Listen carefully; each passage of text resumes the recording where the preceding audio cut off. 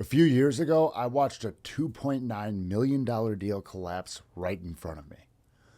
And it forced me to face something I had been avoiding for a long time. I was completely out of alignment. And what happened next changed everything about how I run my business and especially how I live. So I'm going to walk you through exactly how I quantum jumped from that moment to the coaching practice I run today and the two specific tools I use to do it.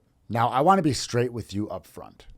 This is not the version of quantum jumping where you sit down, you picture the rich version of you in some parallel world, and you just float over into that life.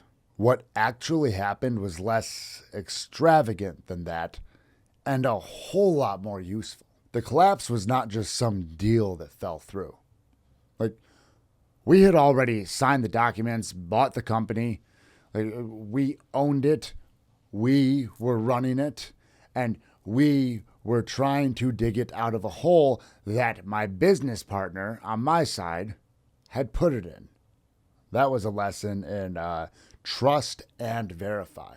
Then I got a text, and this text, it came in on my late brother's birthday of all days. And the message was that we weren't able to make payroll the next week. And to be in integrity, we needed to shut the company down. We needed to do that so we could be in integrity and let the guys go instead of letting them keep working when we knew we couldn't pay them. In that moment, before I could even think, it felt like my future was slipping through my fingers like grains of sand. This deal was supposed to be the thing that built generational wealth for my family. We had this pie in the sky dream of $100 million valuation and then selling it and fucking off in Mediterranean somewhere. And I was standing there just watching it go. The question underneath everything, though, it was simple and it was brutal at the same time. If this was not the thing, then what was? Now I have to tell you about the timing because I do not believe it was an accident. My brother was 27 years old. He died suddenly on November 27th, 2021. And ever since, the number 1127 or even just 27 shows up around me whenever I'm doing this work, this stuff that my clients swear I put here to do on flights, like flight numbers, arrival times, running paces. Yeah, I'm a Clydesdale. Get over it. Running paces. This number shows up when I am on my path. So for that text to land on his birthday of all days, I didn't read it as the universe being cruel, as God punishing me. I read it as a message from him. This deal was supposed to fall apart. This was never supposed to be your path. But here's the thing, I could not see it that clean in the moment. I was still attached to the idea that this was going to be the thing. But that is what the next few hours ended up showing me. What I had done, underneath it all, what I had done was hand my certainty to someone else. Probably because I didn't feel like I was worthy of actually being in control. But here's the thing, I have been a coach for years. My own coaching business was the one thing as far as my professional endeavors go that I could actually control. But coaching felt too up and down, or so I told myself. And when I tell myself that story, what do? I created supporting evidence. So I went and bought into something everyone told me was the safe, recession-resistant play. And I trusted the people running it more than I trusted myself. I figured if I could see the problems in that business, surely they could see them too, and they were handling it. I'm just a guy who ran a gym for 8 years, but they weren't handling it.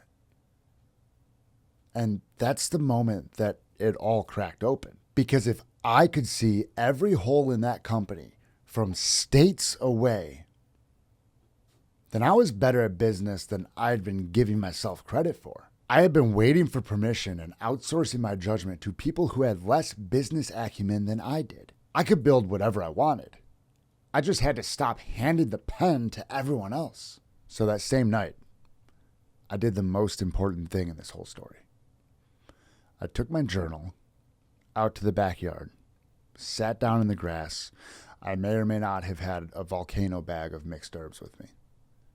And I wrote the whole thing down.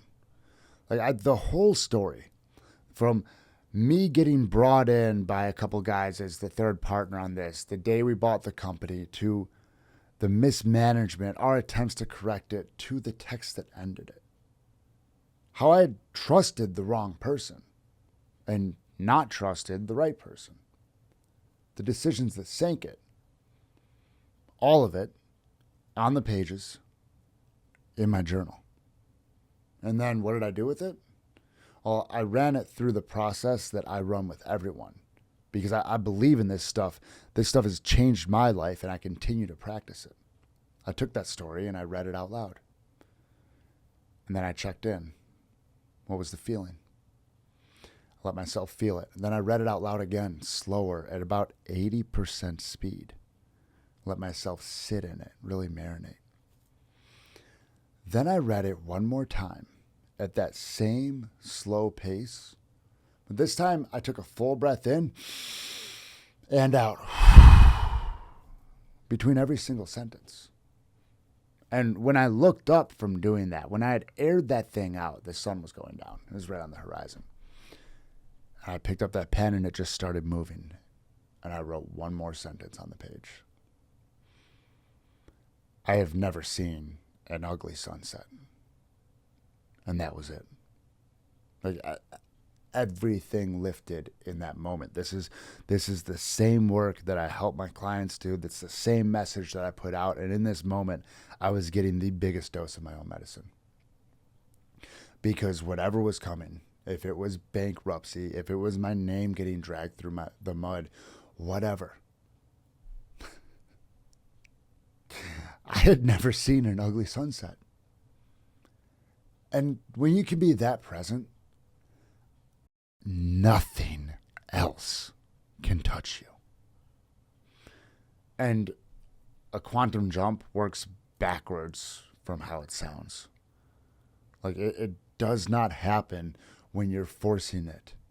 Sitting there going, I need to jump now, trying to load up your spiritual, energetic legs and get all the power you can so you can create as much distance from here and now as possible. No. It happens the second you stop trying to jump and you are all the way here. Because the present moment is the only place that has ever existed. So let me define it the way I would for a client. Because the internet has this word completely twisted. People think that quantum jumping means you put yourself on some other timeline. You pick up out of this body and you float into the same one on a different timeline. Maybe it does, but for the purpose of this video, it does not. That's not how the experience unfolds here. A quantum jump is the moment you pull everyone else's noise out of your head and land back in your own body. Maybe for the first time in your whole life. And it gets quiet. It gets quiet enough that you can finally hear the instructions that were always meant for you. Whatever you believe those come from, your higher self, God, your own gut, Archangel Michael, your spirit animal, whatever you believe, that is the jump. It is not loud, and it is not mystical. It is mystical in the sense that the mystical is the grounded stuff when you come all the way full circle. It's you. The quantum jump is you. Finally home in yourself and able to hear what to do next. The thing I ran in my backyard, that's the first of two tools, and it's the tool that you hear a lot about on this channel.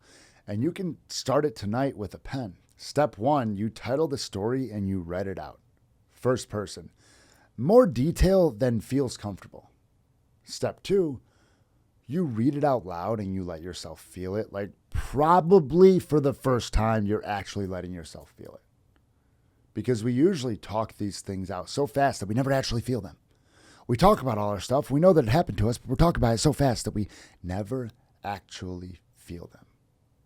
So then in step 3, you read it again slower. And you sit in the emotion instead of running from it. You read it at 80% speed.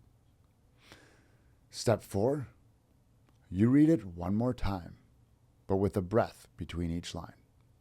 And you let it move all the way up and out. And that breath is...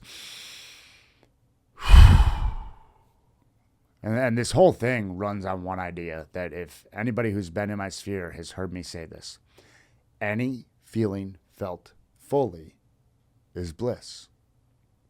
A lot of people in a moment like mine would have said, no time for that, and gone back to work, would have said, I need to fix this.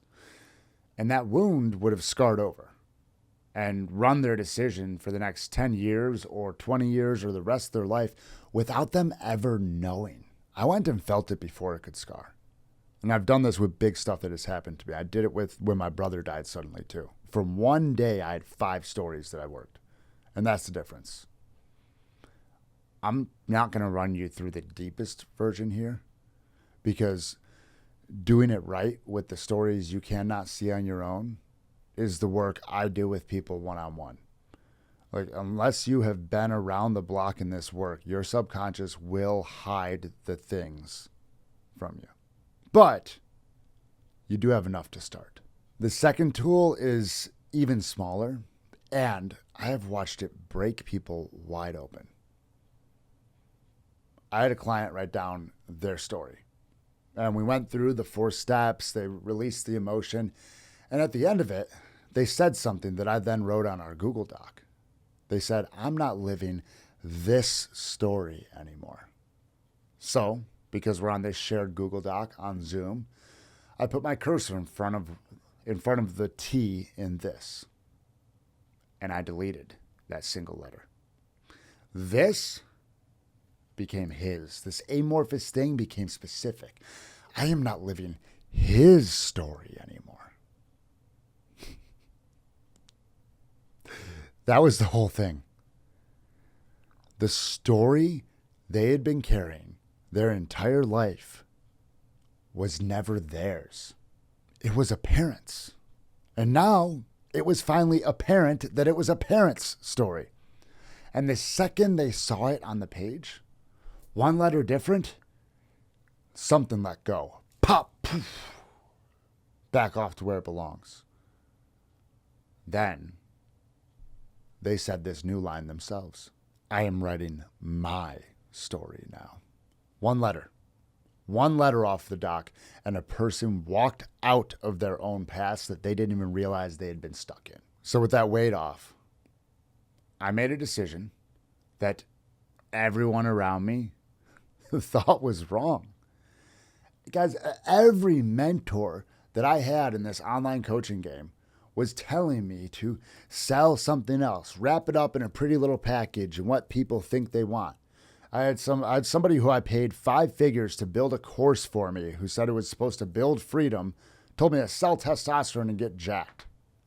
That felt like a prison because it wasn't my message. Sell business systems and sneak the mindset work in through the side door once they've paid. And I said, forget all that. I went straight at the thing I was actually put here to do. The thing that my clients actually raved about in their testimonials. The mindset work. The part of me that people kept telling me was too obscure to sell. I made the message mine and true to my soul. You know, it took a beat. And there was a stretch where I had my foot off the gas because this clarity was still coming to me and I didn't know what was coming for me. But once I leaned all the way in, like, my business hit its first $50,000 cash months back to back. And not just back to back, back to back to back to back 4 months in a row. Like, that had never happened before. Not from a new funnel. It was from me finally betting on my own read instead of everyone else's. And the reason I teach this is not to say everybody needs to go sell mindset work, because that might not be your true calling. It is, though, that I watched the same thing happen to clients on a bigger scale than even I expected. And I thought I knew the power of this work. I've had 3 different clients in the last 8 months, all of them somewhere between $40,000 and $100,000 a month, come to me for the same reason. And it's not the business per se. They're not trying to grow the business. They were scared their marriage was falling apart. Scared that the company they built to give their family a life was going to be the thing that ended their family. And every single time in these instances, when we got underneath it, we found the same kind of story. A parent who drank, who missed the games, who forgot to pick them up from friends' houses, who couldn't pick them up for school, who embarrassed them in front of their friends. They've been carrying that their whole life. And because they were carrying it, they were running their business unbeknownst to them, like somebody who was trying to outrun that alcoholic parent story that they had been carrying. But you can't outrun that. So this is the reframe I want to leave you with. And it is the whole thing. A quantum jump is not a leap into a new timeline. I used to think so. I've done those meditations. It is putting down a weight that was never yours and landing back in your own body. When we cleared that parent story for each of those clients, the business kept hitting record months. And their spouse started thanking them for how they showed up at home, how they separated their business from personal and had good boundaries. They didn't find a tactic. They put down something that was never theirs to carry. And the life they had up until then been forcing, turns out it was just there to live all along. And that's the jump. It is quiet, it is grounded, and it runs straight through the stories you are carrying, never around them. So now you've seen how this played out in my life. The next question is how you actually do it for yourself. Click the video right here, because I break down the exact step-by-step system I use with clients to find the stories running the show underneath your business and rewrite them. That is where you go next. And if you watched all of this and felt that quiet pull, that one that says that you might be the bottleneck and you are a little tired of pretending that you're not, that's worth listening to. Helping coaches and founders put down what was never theirs and aim at what always has been theirs, that's the work I do. If that is you, the place to start is in the description. Either way, I'm sure I'll see you in the next video.